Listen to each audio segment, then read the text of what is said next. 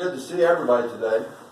This is a big crowd compared to what we've been seeing during the week, so we're glad to see you. And I noticed that Ricky did that last song just for me, since I turned a year older yesterday. So, you know, and we all would like to stop growing. You know, we'd like to stop aging. Right? Even at my age today, if I could stop aging right now, that would be great. But I know that's not going to happen. Please turn to Hebrews chapter 11.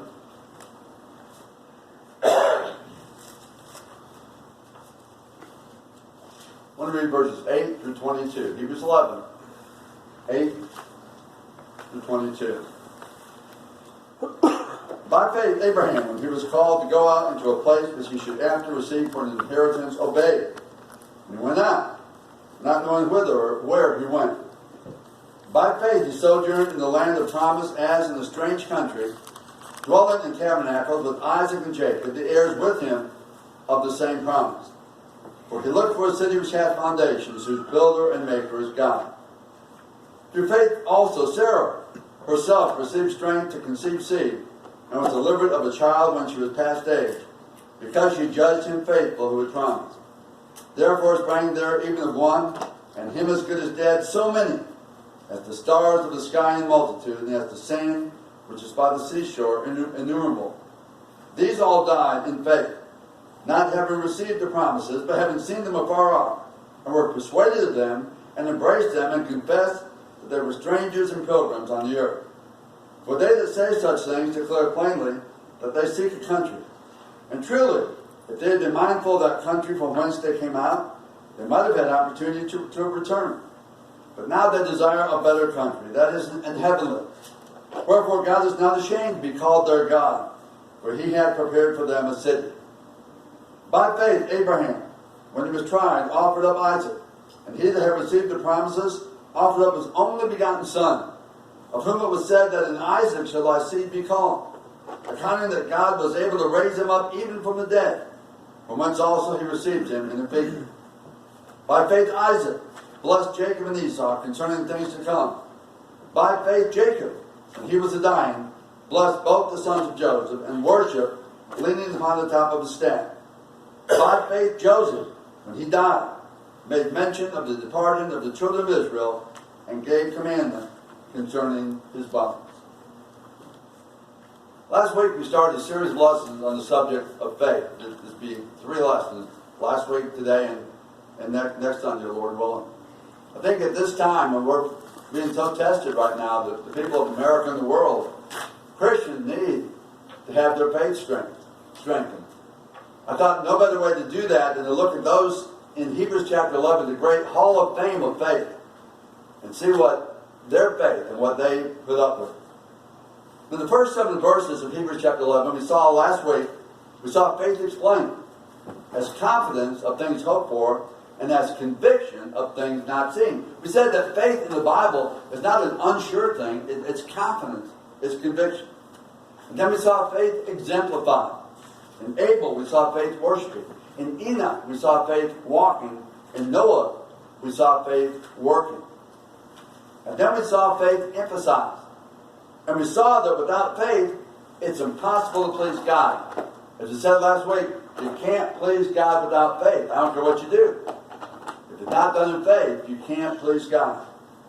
Furthermore, we must believe he exists, and that he rewards those who diligently seek him. Now, another aspect of our faith pertains to the promises in which we hope. See, the Bible gives us promises, things to look forward to, things that the patriarchs were promised, and things that we look forward to today. And we're warned not to fall short of what has been promised. Look at Hebrews 4 verse 1. The writer says, "Let us therefore fear, lest the promise being left us of entering into his rest, any of you should seem to come short of it." Now, how can you believe the doctrine of once saved, always saved, when the writer of Hebrews said that you might come short of those promises? Lest any of you should seem to come short of it. See, faith along with patience is necessary to inherit the promises. Hebrews 6, 11 and 12, the writer said, "And we desire that every one of you do show the same diligence to the full assurance of hope unto the end, that you be not slothful, but followers of them who through faith and patience inherit the promises. So we must have faith and patience to inherit those promises from God. Now, the faith that pleases God is one that embraces the promises of God. Now, verses 8 to 22 we just read, we see the faith of those in the Old Testament who embrace those promises. And because of their faith, the writer said that God is not ashamed to be called their God. You know somebody saying that about you. Do we have that kind of faith? Do we have the kind of faith that would make God unashamed to be called our God? That's what it's said about the one we're going to talk about this morning. So let's look at the faith of those in the Old Testament who embrace God's promises. So first of all, consider the faith of the patriarchs. If you go back again to Hebrews chapter 11. Hebrews 11 again, start with verse 8. By faith, Abraham, when he was called to go out into a place which he should after receive for an inheritance, obeyed. And he went out, not knowing whither or where he went. By faith he sojourned in the land of promise, as in a strange country, dwelling in tabernacles or tents, with Isaac and Jacob, the heirs with him of the same promise. For he looked for a city which has foundations, whose builder and maker is God. Through faith also Sarah herself received strength to conceive seed, and was delivered of a child when she was past age, because she judged him faithful who had promised. Therefore sprang there even of one, and him as good as dead, so many, as the stars of the sky in multitude, and as the sand which is by the seashore, innumerable. But go down to verse 17. By faith Abraham, when he was tried, offered up Isaac. And he that had received the promises offered up his only begotten son, of whom it was said that in Isaac shall thy seed be called, accounting that God was able to raise him up even from the dead, from whence also he received him in a figure. By faith Isaac blessed Jacob and Esau concerning things to come. By faith Jacob, when he was dying, blessed both the sons of Joseph, and worshipped leaning upon the top of the staff. By faith Joseph, when he died, made mention of the departing of the children of Israel, and gave commandment concerning his fathers. Okay, let's look. First of all, let's look at the faith of Abraham. By faith he obeyed. One of those three things about Abraham's faith. By faith he obeyed. Once you got to look at verse 8, verse 11. By faith Abraham, when he was called to go out into a place which he should afterward receive for an inheritance, obeyed. And he went out, not knowing whither or where he went. See, when God called Abraham to leave his home country, he obeyed the voice of the Lord. Even though at first he did not know where he was going. Can you imagine, as a preacher, I've moved quite a bit. I figured this out. You know, having moved to the Wartburg, this is the 12th time I've moved in my life as a preacher. And it hasn't been all because Brother had driven me out either. You know, but and it's funny, in my younger days, you just got more anxious to move. Not so more, not when you're young anymore. But every time I moved, we knew where we were going. So we did not just, last July, get in the car, say, well, I wonder where we'll go. Well, where will we go? We knew every time where we were going. Can you imagine Abraham going to Sarah, saying, we're moving. Well, this was Abram at that time. That we're moving. We are. Where to? I don't know. But we are. And what wife would like that? But Abraham went. See, he did not know where he was going. And so this is a good example of faith not seen. In other words, it says it's the conviction of things not seen. That's what Abraham did. Now, in the example of Abraham, we learn that faith and obedience are not contradictory things. A lot of people seem to think that you have faith over here, obedience over here, and never the twain shall meet. Well, that's not true in the Bible. The Bible says Jesus is the author of eternal salvation unto all them that obey him. Hebrews 5, verse 9. Is our faith an obedient faith like Abraham's?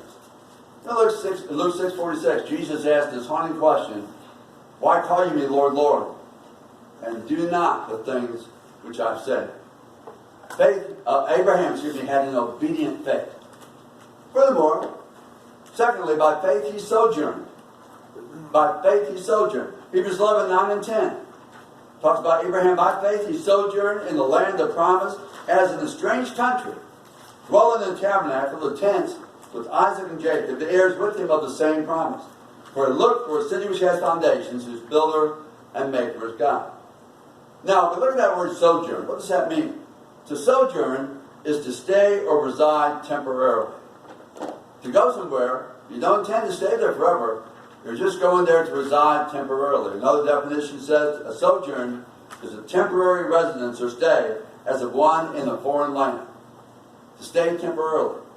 See, Abraham's faith required him to live as in a strange or foreign country. And even though it was the land of promise, God took Abraham to the land of Canaan, the land of promise. He and his descendants could not have possession to it for 400 years. I mean, they could sojourn in it, they could be there temporarily, but they could not take possession. We learn about that in Genesis 13, 14 to 17, and Genesis 15, 13 and 21. Why could they not take possession? Because God said to Abraham that the iniquity of the Amorites is not yet full. In other words, the people of Canaan had not yet become sinful enough that God would destroy them out, which he will later. So Abraham, even though Abraham was given the promise that his seed would inherit the land of Canaan, he himself was not going to get that land by possession. And therefore he patiently waited for the city whose builder and maker is God. Now, this implies that the promises he embraced were more than just those pertaining to the land of Canaan. See, later we'll see that he had a heavenly hope as well. This was his main. The promise God made to Abraham about his seed inheriting the land of Canaan, that was a wonderful promise. But the greater promise was going to heaven, being with God forever and ever and ever. Later we'll see about Abraham having a heavenly hope as well.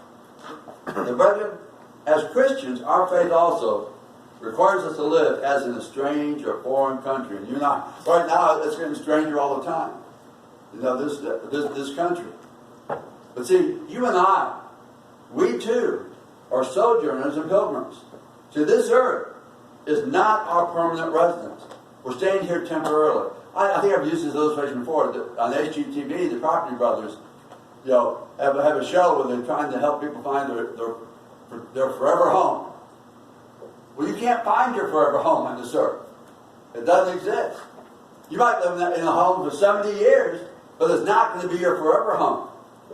So this earth is not our permanent residence. Peter said in 1 Peter 2 and verse 1, Dearly beloved, I beseech you as strangers and pilgrims. That's what we are. It says, abstain from fleshly lusts, which war against the soul. And so we need to ask ourselves, is our faith a sojourning faith like that of Abraham? As Hebrews 13 and verse 14 says, For here have we no continuing city, but we seek one to come. So by faith, Abraham obeyed. By faith, he sojourned. And here's the big one. By faith, he offered up Isaac. Look at verse 17 and 19 of Hebrews chapter 11.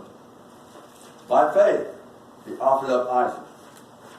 By faith, Abraham, when he was tried, offered up Isaac. And he that had received the promises offered up his only begotten son, of whom it was said that in Isaac shall thy seed be called, accounting that God was able to raise him up even from the dead, from whence also he received him in the figure. Okay, notice that his faith, Abraham's faith, required him to be willing to offer to God that which was the very closest to him, that which he cared about the most deeply. I think if all of us were asked, there are many things we care about, but who do we care about the most deeply? Our children, our wives, our husband, our children, our grandchildren. We care about them the most deeply.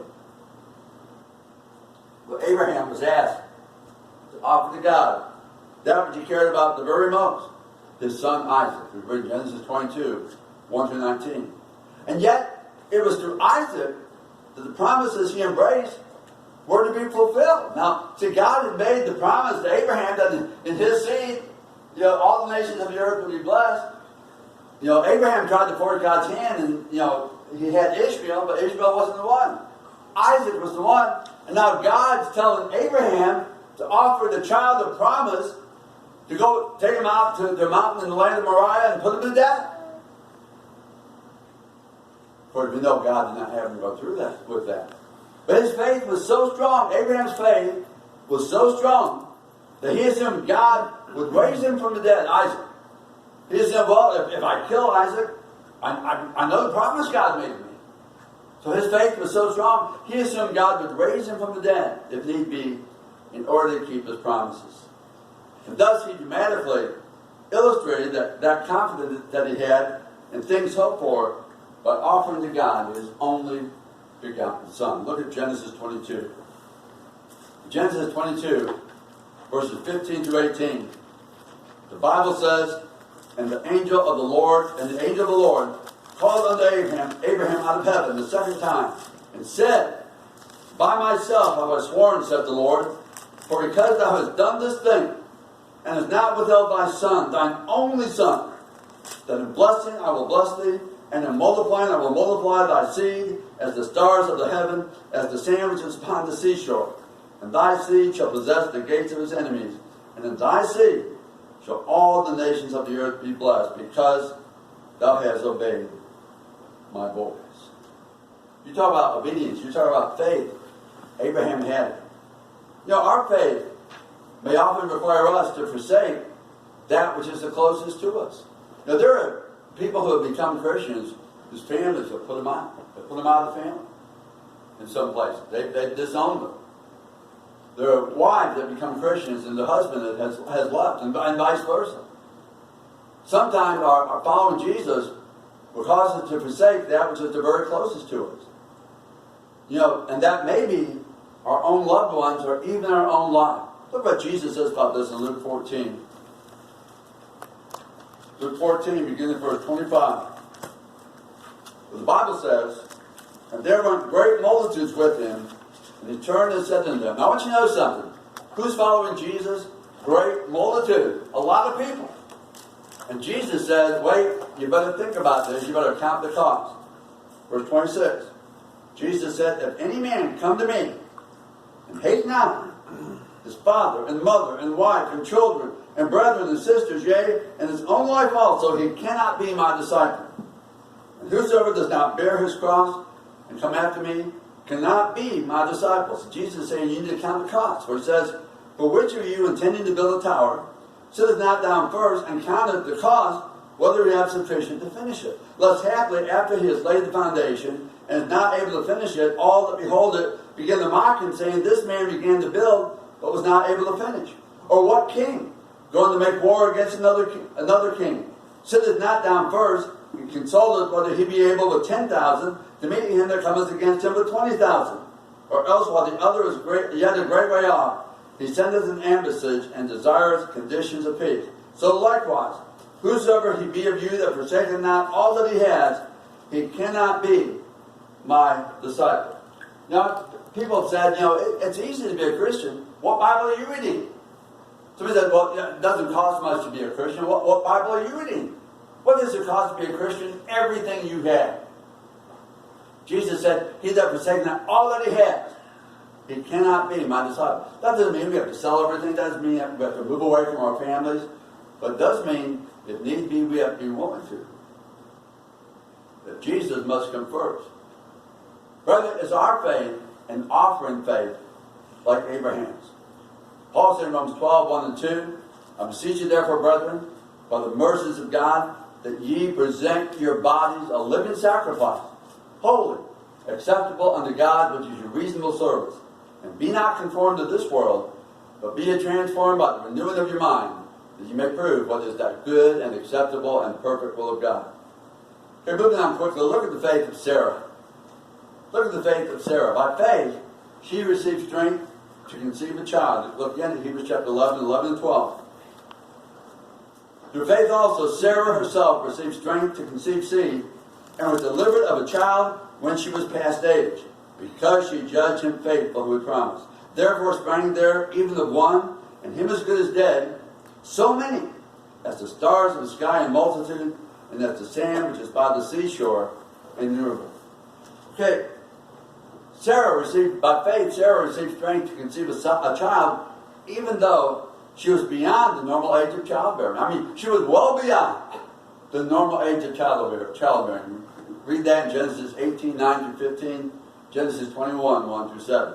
Now, though she laughed when she first heard of God's promise, when she first heard, she laughed.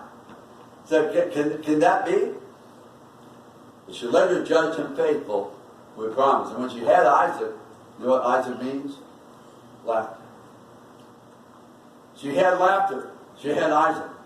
Through her faith and the birth of Isaac, the promise of a great nation was fulfilled. Dear brethren, our faith often requires looking to God for strength and trusting that He will provide, even though when we can't see any way that can happen. You know, look at our situations today. I'm sure we're all frustrated. We're frustrated by this situation. We all like to get up and go. Just be free to do what we want and to interact with who we want to. We can't do that right now. Right now it requires a lot of faith in God. I'm sure we're all praying. I'm praying every day, several times today. God, take this virus away. He hasn't done it yet. See, he goes by His timetable, not mine.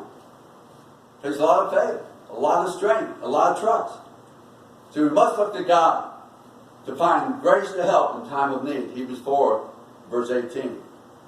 Do we have a faith that believes God's promises like Sarah? When Sarah found out that at her age, about 89, going to be 90 when she had the child, that she was going to have a baby. Yeah. And it was like too good to be, that can't be, that's too good to be true. Do we have that kind of faith like Sarah had? Can we say like the Apostle Paul said, Philippians 4:13, I can do all things through Christ, which strengtheneth me. But then look at the faith of Isaac. The Bible says about Isaac that he blessed Jacob and Esau regarding things to come. Hebrews 11:20. We read about that in Genesis 27, 1 through 40.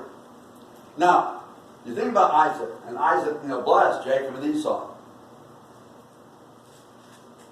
Bible school teachers tell the kids about the story of Jacob and Esau, how Isaac's wife, Rebekah, conspired with Jacob to deceive his father and steal the blessing that Isaac wanted to give to Esau.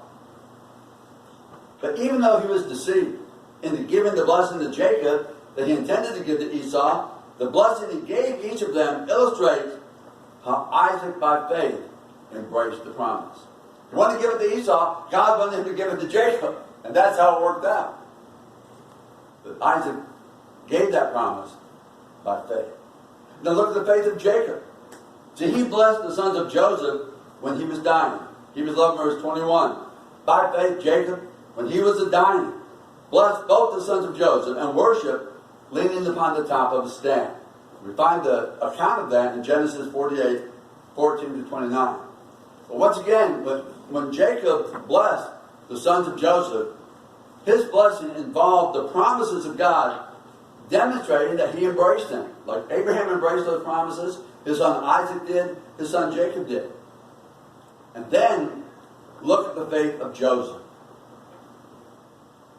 We're all familiar with the story of Joseph and how his brothers sold him into slavery to an Ishmaelite band of traders. They sold him down into Egypt. He became the steward to Potiphar, and Potiphar's wife lied about Joseph. He ended up in prison, and then after a couple of years, he interpreted the dream of Pharaoh and became the second ruler in all of Egypt. Well, many years passed. At the time of Joseph's death, the children of Israel were still living in Egypt. They were living in Egypt. And yet when he was dying, Joseph made mention of the departure of Israel out of Egypt and gave instructions concerning his bones. Hebrews 11, verse 22. Look at this in Genesis 50. In Genesis 50, 24 through 26. And Joseph said unto his brethren, I die, and God will surely visit you, and bring you out of this land unto the land which he sware to Abraham, to Isaac, and to Jacob.